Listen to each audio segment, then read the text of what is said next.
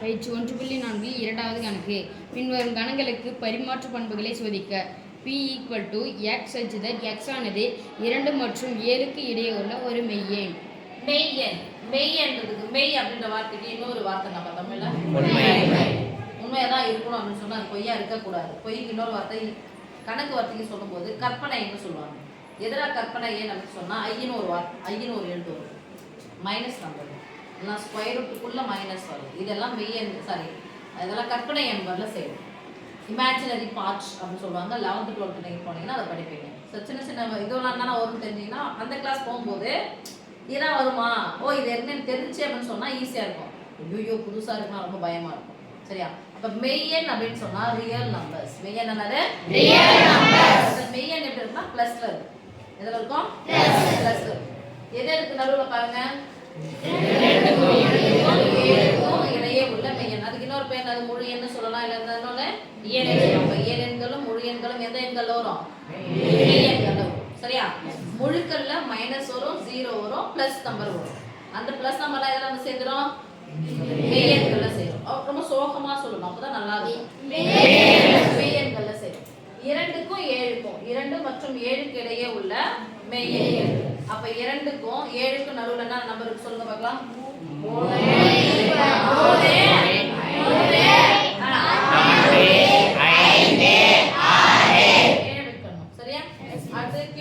Q = x such that x ஆனது 2 மற்றும் 7க்கு இடையே உள்ள ஒரு விகிதமுறு எண். விகிதமுறு எண்ணா எந்த வடிவத்துல இருக்கும்? ஃபுல்லா ஒரு ஆன்சரை வந்து ஃபுல்லா சொல்லலாம். கேள்வி எப்படி ஃபுல்லா கேட்கணும், அதே மாதிரி நீங்க ஆன்சர் என்ன பண்ணணும், முழுமையா சொல்லணும். விகிதமுறு எண் எந்த வடிவத்தில் இருக்கும்? P/Q வடிவத்தில் இருக்கும். அப்ப P/, அப்படின்னு போட்டாவே இந்த பை வச்ச கணக்கெல்லாம் சின்ன வயசுல என்ன நம்பர் சொல்வீங்க? அத என்ன எண்கள் சொல்லுங்க. அப்ப தொகுதி பை பகுதி. மேல ஒரு நம்பர் இருக்கும், கீழே ஒரு நம்பர் இருக்கும். அப்ப அப்படி எழுதுனால என்ன எண்கள்? விகிதமுறு. இப்போ 2க்கும் 7க்கும் விகிதம் நடுவுல வந்து விகிதமுறு எண்கள் என்ன நம்பர்ஸ் இருக்கு அப்படின்னு சொன்னா 2 நீங்க விகிதமுறு எண் வடிவத்துல எப்படி எழுதுவீங்க சொல்லுங்க? 2/1. தசம வடிவத்துல சொன்னா 2.0. பின்ன வடிவத்துல சொன்னா எனக்கு விகிதமுறு எண் வடிவத்துல சொன்னா 2/1. அதுக்கப்புறம் 7/1. நடுவுல இருக்கிற நம்பர் தான சொல்லி இருக்காங்க. அப்போ Q = 2க்கும் 7க்கும் இடையே உள்ள விகிதமுறு எண் சொல்லுங்க பார்க்கலாம். 3/1. சொல்லுமா? 3/1. என்னன்னா இது என்ன முறையில தந்திருக்காங்க நமக்கு? விபரீதல் முறையில தந்திருக்காங்க. விபரீதல் முறையில சிங்குலர்ல தான் தருவாங்க. ஒரு மெய்யெண் ஒரு விகிதம் ஒரு தான். ஆனா நம்ம தான் என்ன பண்ணோம், நிறைய அதை எழுதிக்கணும். ஒரு நோன் மட்டும் தான் தருவாங்க, நம்ம தான் என்ன பண்ணோம், நிறைய எழுதணும். நான் 1ன்னு பார்த்து ஸ்டக் ஆயினேன், அதனால சொல்றேன். 3/1, 4/1, 5/1, 6/1. இப்போ P Q எழுதாச்சு. எந்த பண்பை சரி பார்க்க சொல்றாங்க? கணங்களில் எந்த பண்பை சரி பார்க்க சொல்றாங்க? என்ன பண்ணுமா? பரிமாற்று பண்புனா எத்தனை கணங்கள் இருக்கு? 2 கணங்கள். என்ன கணங்கள்?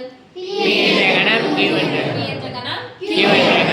பரிமாறம் பங்கீடு கிடையாது. என்ன பண்ணோம்? பரிமாணம் அது ஃபர்ஸ்ட் பரிமாற்று பண்பு போலாமா? Yes miss. 2 பரிமாற்று பண்புகள் இருக்கு. ஒன்று சேர்ப்புக்கான பரிமாற்று பண்பு, இன்னொன்னு வெட்டுக்கான பரிமாற்று பண்பு. சேர்ப்புக்கான பரிமாற்று பண்பு போடுக்கலாமா? Yes miss. சொல்லுங்க. P சேர்ப்பு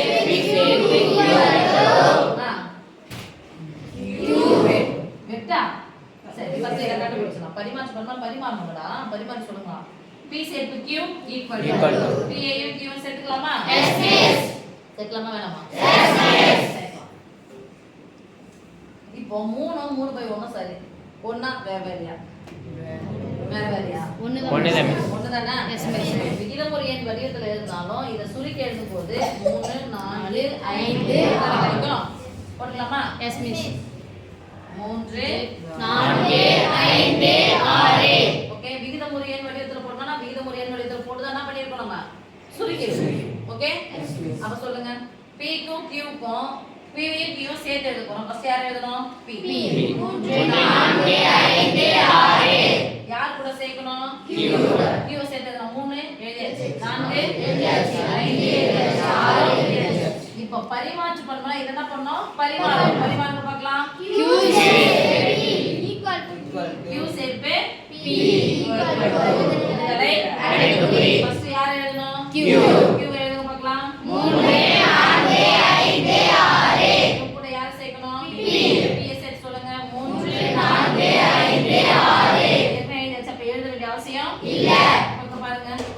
implies This implies நீங்க சமமா இருக்கா next proof போட்டுட்டா இல்ல P சேர்த்து Q equal to Q சேர்த்து P is true. சரி பார்க்கலாம்னு சொன்னாங்க சரி பார்க்கப்பட்ட தமிழ் எழுதுங்க இல்ல இங்கிலீஷ்ல எழுதுங்க அடுத்து வெட்டுக்கான பரிமாற்று பண்பு நம்ம வெட்டுக்கான பரிமாற்று பண்பு இரண்டே ரெண்டு கணக்கு தந்திருக்காங்க அப்ப என்ன பண்றோம் Q equal to P க்கும் Q க்கும் பொதுவானதுன்னு பாருங்க சொல்ல மாட்டேங்கிறீங்க அடுத்து என்ன எழுத போறோம் Q is P equal to இதிலே அடைப்புக்குறி